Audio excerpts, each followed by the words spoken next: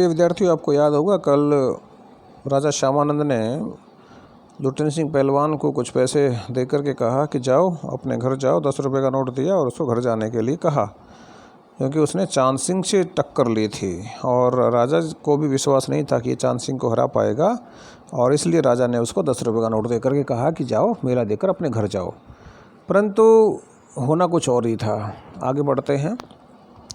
नहीं सरकार, लड़ेंगे, हुक्म हो सरकार, तुम पागल हो चाहो। मैनेजर साहब से लेकर सिपाहियों तक ने धमकाया, देह में गोश्त नहीं, मांस नहीं, लड़ने चला है शेर के बच्चे से।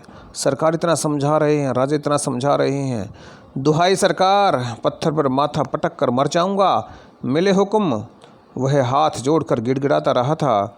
भीड़ अधीर हो रही थी, व्याकुल हो रही थी, बाजे बंद हो गए थे। पंजाबी पहलवानों की जमायत क्रोध से पागल होकर लुट्टन पर गालियों की बौछार कर रही थी। दर्शकों की मंडली उत्तेजित हो रही थी। कोई कोई लुट्टन के पक्ष में चिल्ला उठता था, उसे लड़ने दिया जाए। अकेले चांद सिंह मैदान में खड़ा व्यर्थ मुस्कुराने की चेष्टा कर रहा था। पहली पकड़ में ही अपने प्रतिद्वंद्वी की शक्ति का अंदाजा उसे मिल गया था। पता लग गया था कि इसके अंदर शक्ति है, ताकत है, पावर है। विवश होकर राजा साहब ने आज्ञा दे दी, लड़ने दो। बाजे बजने लगे। दर्शकों में शब्द जो है मेरी पुस्तक में विशेष रूप से जिसको हम पढ़ रहे हैं यहाँ श पूरा आएगा, इसने श जो है वो आधा कर दिया है। फिर उत्तेजना फैली, कोलाहल बढ़ गया। मेले में दुकानदार दुकानें बंद करके दौड़े। चांद सिंह की जोड़ी चांद की कुश्ती हो रही है। चटधा गिरधा भरी आवाज़ में एक ढोल अब तक जो चुप था बोलने लगा, ढाक डिना, अर्थात वाह पट्टे। लुट्टन को चांद ने कसकर दबा लिया था। अरे गया। दर्शकों ने तालियां बजाई। हलवा हो जाएगा हलवा, हंसी खेल नहीं है, शेर का बच्चा है बच्चू। चढ़ता गिरधा और मत डरना। लुटनी गर्दन पर केहूनी डालकर चांद चित्त करने की कोशिश कर रहा था। वहीं दफना दे बहादुर बादल सिंह अपने शिष्य को उत्साहित कर रहा था। ध्यान रखेंगे, चांद सिंह के गुरु का नाम बादल सिंह है। लुट्टन की आंखें बाहर निकल रही थी, उसकी छाती फटने को हो रही थी। राजमत बहुमत चांद के पक्ष में था, तभी चांद को शाबाशी दे रहे थे। सभी चांद को शाबाशी दे रहे थे। लुट्टन के पक्ष में सिर्फ ढोल की आवाज़ थी केवल लुट्टन के पक्ष में, जिसकी ताल पर वह अपनी शक्ति और दाव पेंच की परीक्षा ले रहा था, अपनी हिम्मत को बढ़ा रहा था। अचानक ढोल की एक पतली आवाज़ सुनाई पड़ी, धाक दिना तिरकट तीना। लुट्टन को स्पष्ट सुनाई पड़ा। ढोल कह रहा था, दांव काटो, बाहर हो जा, दांव काटो, बाहर हो जाओ, दांव काटो। लोगों के आश्चर्य की सीमा नहीं रही। लुट्टन दांव काट कर बाहर निकला और तुरंत लपक कर उसने चांद की गर्दन पकड़ ली। वाह रे मिट्टी के शेर, अच्छा बाहर निकल आया, इसीलिए तो जनमत बदल रहा था। मोटी और भोंडी आवाज़ वाला ढोल बज उठा। चटाक चटधा, उठा पटक दे। लुट्टन ने चालाकी से दांव और जोर लगाकर चांद को जमीन पर दे मारा। धिना धिक धिना, अर्थात चित्त करो। लुट्टन ने अंतिम जोर लगाया। चांद सिंह चारों खाने जो है वो चित्त हो गया। धा गिड़, वाह बहादुर। ये ढोल की आवाज़ है और ऐसा मीनिंग लेता है लुट्टन सिंह उस ढोल की आवाज़ से। जनता यह स्थिर नहीं कर पा रही थी कि किसकी जय ध्वनि की जाए। फलतः अपनी इच्छा अनुसार किसी ने माँ दुर्गा की, महावीर जी की, कुछ ने राजा श्यामानंद जी की जय ध्वनि की। अंत में सम्मिलित जय से आकाश गूंज उठा। विजयी लुट्टन कूदता फांदता ताल ठोंकता सबसे पहले बाजे वालों की ओर दौड़ा और ढोलों को श्रद्धापूर्वक प्रणाम किया। फिर दौड़कर उसने राजा साहब को गोद में उठा लिया। राजा साहब के कीमती कपड़े मिट्टी में सन गए। मैनेजर साहब ने आपत्ति की, है अरे, किंतु राजा साहब ने उसे स्वयं ही छाती से लगाकर गदगद होकर कहा, जीते रहो बहादुर, तुमने मिट्टी की लाज रख ली। प्रश्न आपसे कोई पूछ सकता है कि ये वाक्य किसने कहा, किसको कहा, कब कहा? पंजाबी पहलवानों की जमायत चांद सिंह की आंखें पोंछ रही थी। लुट्टन को राजा साहब ने पुरस्कृत ही नहीं किया, अपने दरबार में सदा के लिए रख लिया। अब ये जो है जो दरबार में रख लिया, यहाँ से ये मानिए आप कि जो बंदा फर्श पर था वो अब अर्श पे चला गया, वो अब आसमान में चला गया, वो इतना पावरफुल हो गया, इतना ताकतवर हो गया। अभी तक की स्थिति आपको पता है कि 9 वर्ष का था तभी माता पिता की मृत्यु हो गई थी, सौभाग्य से शादी हो चुकी थी, इस कारण से सास ने ही उसका पालन पोषण किया।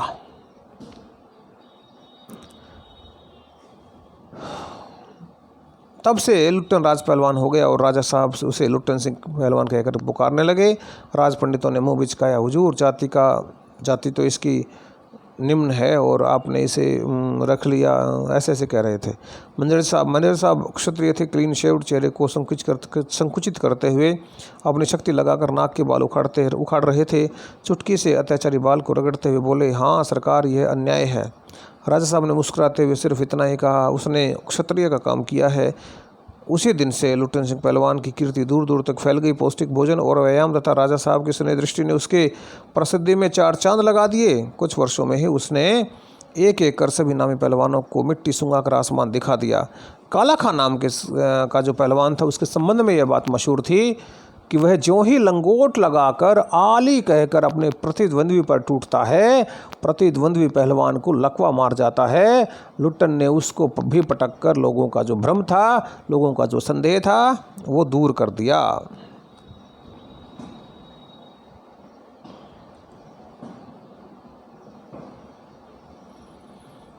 आगे चलते हैं। उसके बाद वह राजदरबार का दर्शनीय जीव ही रहा।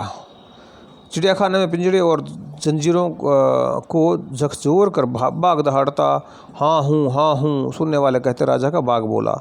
ठाकुर बाड़े के सामने पहलवान गरजता, महावीर, लोग समझ लेते पहलवान बोला। मेलों में वह घुटने तक लंबा चौगा पहने अस्त व्यस्त पगड़ी बांधकर मतवाले हाथी की तरह घूमता रहता था। दुकानदारों को चूहल करने की सूझ थी, मजाक करने की सूझ थी। हलवाई अपनी दुकान पर बुलाता, पहलवान काका ताज़ा रसगुल्ला बना है, ज़रा नाश्ता कर लो। पहलवान बच्चों की सी स्वाभाविक हंसी हंसकर कहता, अरे तनी मनी काहे, ले आओ 1.5 सेर, और बैठ जाता। 2 सेर रसगुल्ला को उदरस्त उदरस्त का मतलब पेट में डालकर खा करके मुंह में 8-10 पान की गिलोरियाँ ठूस ठुड्डी को पान के रस से लाल करते हुए अपने चाल में से मेले में घूमता। मेले से दरबार लौटने के समय उसकी अजीब हुलिया होती थी। आंखों पर रंगीन अबरक का चश्मा होता था, कागज़ का चश्मा होता था। हाथ में खिलौने को नचाता और मुंह से पीतल की सीटी बजाता। हंसता हुआ वह वापस आता था। बल और शरीर की वृद्धि के साथ साथ बुद्धि का परिणाम की जगह परिमाण शब्द आएगा।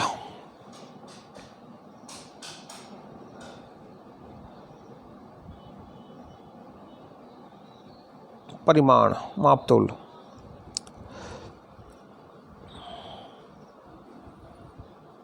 बच्चों की बुद्धि के बराबर ही रह गया था उसमें। दंगल में ढोल की आवाज़ सुनते ही वह अपने भारी भरकम शरीर का प्रदर्शन करना शुरू कर देता था। उनकी जोड़ी तो मिलती ही नहीं थी। यदि कोई उनसे लड़ना भी चाहता था तो राजा साहब लुट्टन को आज्ञा नहीं देते थे। इसलिए वह निराश होकर लंगोट लगाकर देह में मिट्टी मलकर और उछलकर अपने को सांड या भैंसा साबित करता रहता था। बूढ़े राजा साहब देख देख कर मुस्कुराते रहते थे। यूँ ही 15 वर्ष बीत गए। पहलवान अजय रहा। पहलवान कभी नहीं हारा। पहलवान की जो कीर्ति थी वो लगातार इसी प्रकार से बढ़ती रही। वह दंगल में अपने दोनों पुत्रों को लेकर चलता था, उतरता था। 2 पुत्र हो गए थे, पता नहीं चला शादी कब हो गई। पहलवान, हाँ शादी तो आपको पता है 9 वर्ष से पहले ही हो गई थी। जब उनके माता पिता की मृत्यु हुई तो उससे पहले ही शादी हो चुकी है। तो 2 बेटे हो गए। पहलवान की सास पहले ही मर चुकी थी। पहलवान की स्त्री भी 2 पहलवानों को पैदा करके स्वर्ग सिधार गई थी।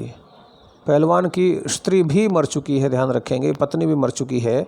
2 पहलवानों को पैदा करके, ये वाक्य फिर अजीब लग रहा है। पहलवान पैदा नहीं हुए, पहलवान तो बाद में बने हैं।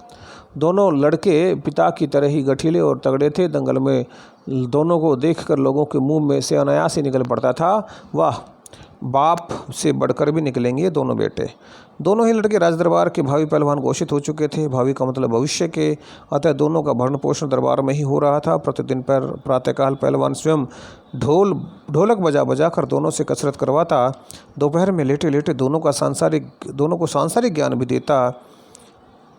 समझे, ढोलक की आवाज़ पर पूरा ध्यान देना। हाँ, मेरा गुरु कोई पहलवान नहीं, यही ढोल है। प्रश्न आएगा यहाँ से, मेरा गुरु कोई पहलवान नहीं, यही ढोल है। समझे, ढोल की आवाज़ के प्रताप से ही मैं पहलवान हुआ। दंगल में उतरकर सबसे पहले ढोलों को प्रणाम करना, समझे। ऐसे ही बहुत जो बातें थी वह कहा करता।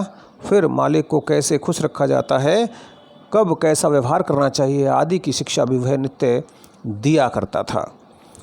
आज यहीं तक, कल आगे बात करेंगे। और कल जो आपको लिखने का काम दिया था वो मुझे विश्वास है कि आपने कंप्लीट कर लिया होगा। यदि नहीं किया है तो जल्दी से जल्दी उसे कंप्लीट करें। अपनी नोटबुक में उन प्रश्नों के उत्तर जो है अच्छे से नोट करें, साफ सुंदर अपना कार्य करें। और आज भी मैं कुछ प्रश्नों के उत्तर आपके पास भेजूंगा, उनको भी आप अपने नोटबुक में नोट करें, साथ ही साथ याद करने का भी प्रयास करें।